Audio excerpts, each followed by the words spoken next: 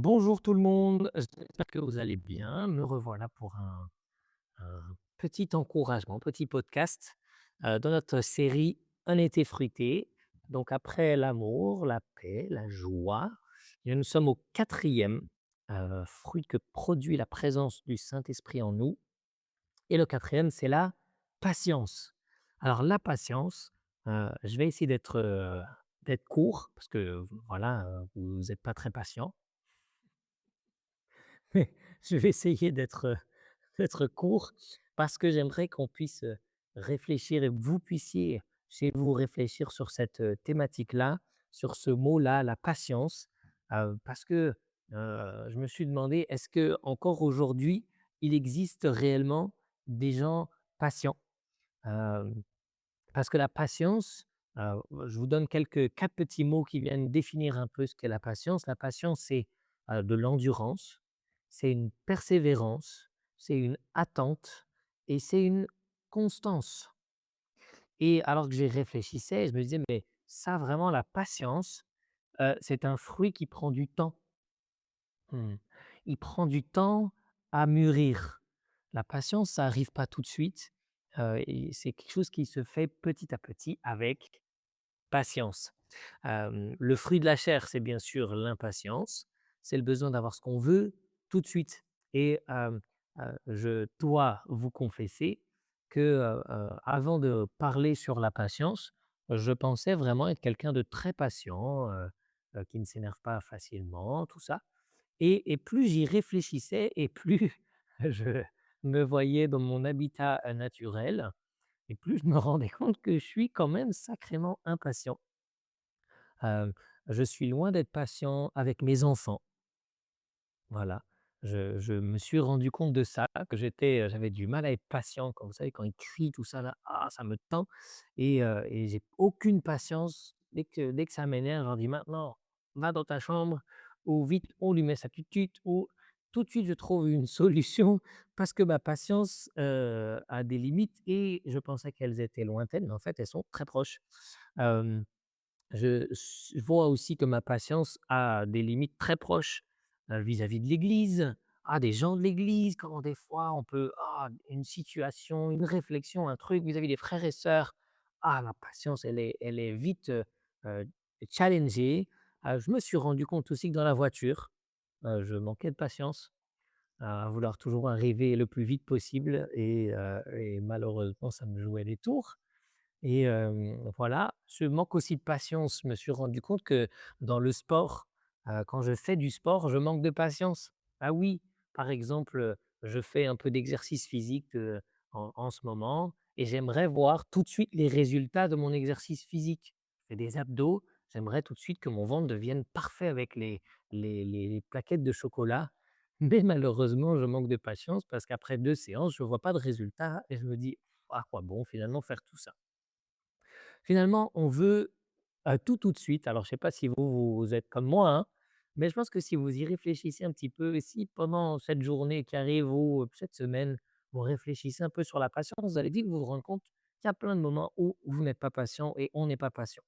On veut tout, tout de suite. Le jeune qui commence à travailler, il veut tout de suite un gros salaire. Le parent aimerait que ses enfants lui obéissent tout de suite. C'est mon exemple. On utilise aujourd'hui de plus en plus l'IA et l'une des fonctionnalités de l'IA, c'est qu'elle répond tout de suite à nos questions.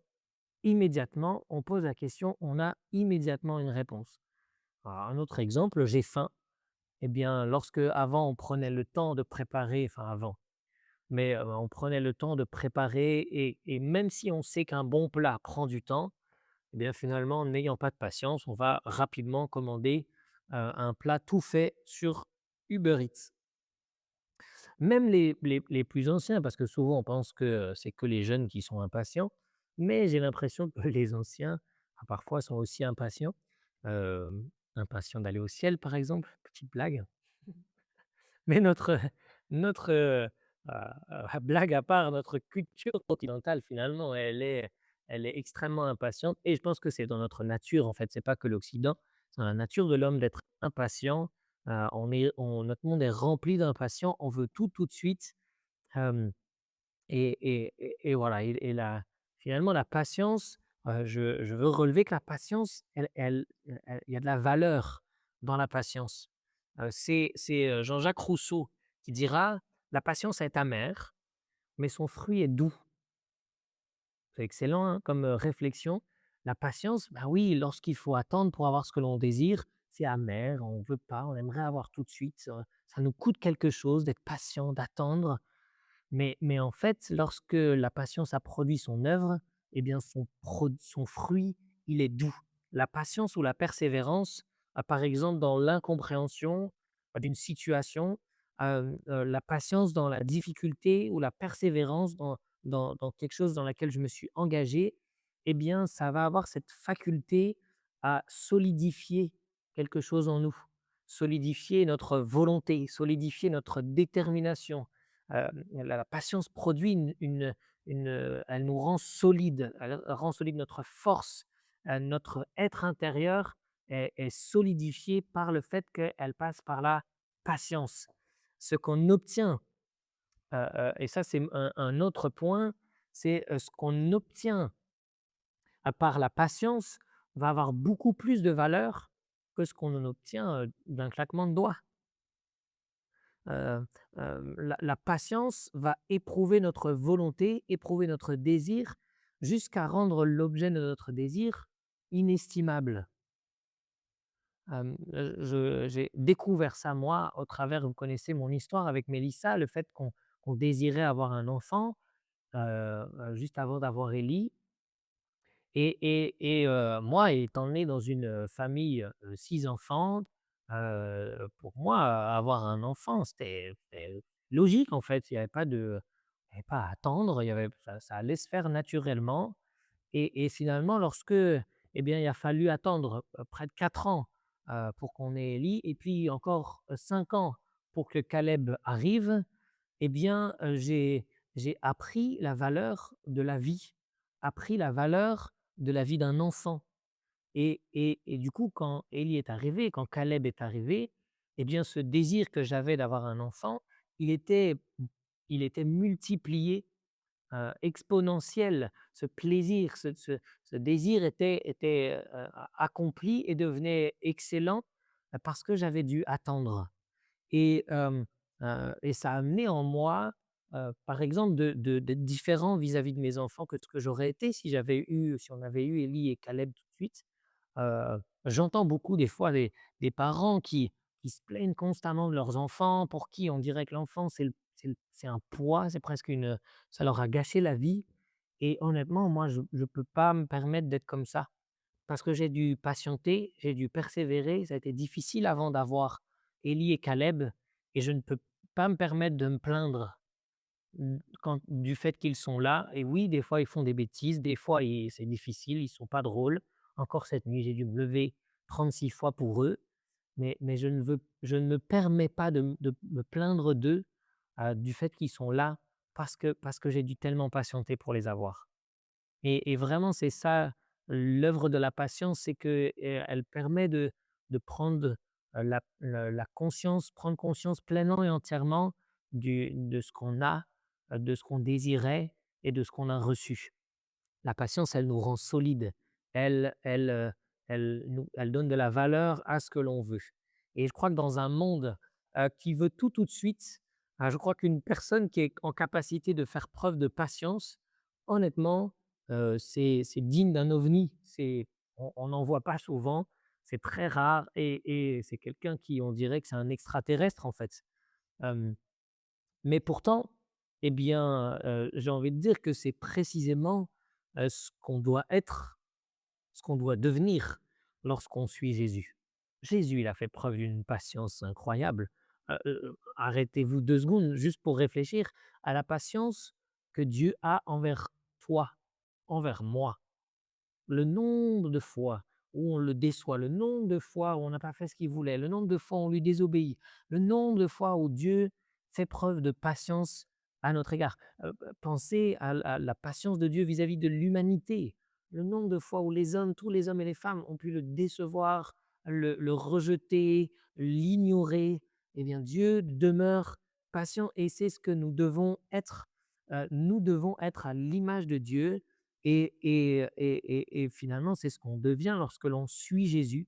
Le fruit de la présence de Dieu en nous, eh bien, c'est une patience. Une patience qui est bien au-delà, du naturel. Je pense être, moi, patient, mais je crois que Dieu, nous donne une patience qui est surnaturelle. Lorsqu'on fait face à des événements compliqués qui s'enchaînent les uns après les autres, dont on ne comprend pas le sens, et qui, malgré les efforts, malgré tout ce qu'on a pu faire, cette prière et cetera, eh bien, malgré tout ça, la difficulté continue. Eh bien, Dieu qui est en nous, nous donne la capacité de persévérer, de demeurer dans la patience. Et cette patience produit du fruit en nous, et c'est du fruit qui est bon. Hem, le chrétien est un extraterrestre, c'est un ovni qui va surprendre par sa force. Jésus surprenait par la force de son être intérieur et par sa patience. Hem et je veux nous encourager pour terminer à, eh bien, demeurer en Christ, chercher à être en lui, et parce que, eh bien, d'être en lui va nous permettre de manifester le fruit de la patience dans les situations les plus difficiles, dans les situations les plus incompréhensibles, d'être patient. Et il va permettre de manifester le fruit, de la patience avec nos voisins les plus difficiles, avec nos collègues les plus relous, avec nos chefs, qui nous font faire des trucs ou qui nous rejettent, ou voilà, les situations les plus difficiles au travail qu'on peut avoir. Eh bien, en Christ, c'est possible d'être patient et de demeurer patient, d'avoir une bonne attitude. Je veux nous encourager à manifester le fruit de la patience dans nos familles, avec tes enfants, avec ton épouse, avec ton mari, avec tes parents, ta belle-mère, ton beau-père. Faire preuve de patience. Demeurons patients, persévère dans la patience. Jeune fille, je veux aussi t'engager, toi, à être patient dans les désirs que tu as de créer une famille, de t'installer, de trouver un mari, une femme. Sois patient. Attends-toi à ce que Dieu pourvoie à tes besoins. La patience, elle vient du fait que l'on s'attend à Dieu. S'attendant à lui, ayant confiance en lui, mettant notre foi en lui, eh bien, nous pouvons avoir la patience qu'il faut pour euh, durer, malgré, eh bien, que ce qu'on veut, ce qu'on désire tellement n'arrive pas tout de suite. Les amis, j'ai aussi envie de terminer avec ça. Je trouvais ça vraiment pertinent pour nous. Parfois, même dans la prière, on s'attend à ce que Dieu réponde tout de suite. Dans le spirituel, on s'attend à ce que tout de suite on prie, tac, Dieu, la réponse, elle est là et c'est réglé. Mais je crois que Dieu veut nous apprendre à être patient aussi des fois dans ce qu'on prie, et accepter que, eh bien, on peut prier et continuer à prier, à persévérer pour un enfant peut-être qui s'éloigne de Dieu, pour une situation financière. On aimerait que Dieu réponde tout de suite, mais je crois que Dieu veut que nous portions le fruit de la patience.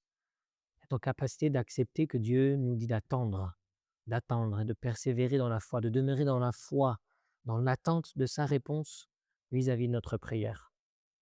Voilà, quelques petits points comme ça. Je veux pas être plus long. J'aimerais t'encourager à réfléchir à cette patience. Es-tu patient? Manifestes-tu le produit de cette patience dans ta vie quotidienne? Voilà, quelques petites questions, quelques petites réflexions. J'espère que ça te fait du bien et que tu vas pouvoir, eh bien, travailler sur ça et demander au Saint-Esprit de t'aider à grandir dans le fruit de sa patience. Sois béni, à très bientôt pour le prochain épisode. Bye bye.